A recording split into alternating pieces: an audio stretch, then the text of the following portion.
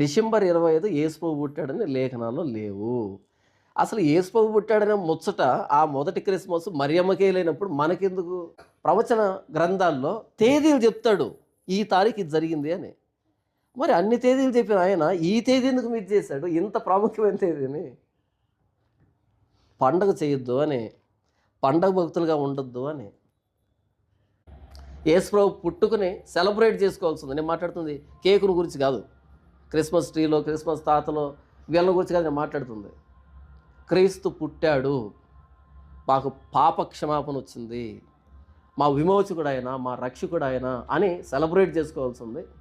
365 రోజులు సెలబ్రేట్ చేసుకోవాల్సింది యావత్తు ప్రపంచం, సర్వ ప్రపంచం. అందుకనే ఈరోజు క్రీస్తు తెలియనటువంటి ప్రాంతాలు లేవు. ప్రతి ప్రాంతంలో క్రీస్తు తెలుసు. క్రీస్తు పుట్టుక ప్రపంచానికి అంతటికీ, కేవలం క్రైస్తవులకు మాత్రమే కాదు, ప్రపంచానికి అంతటికీ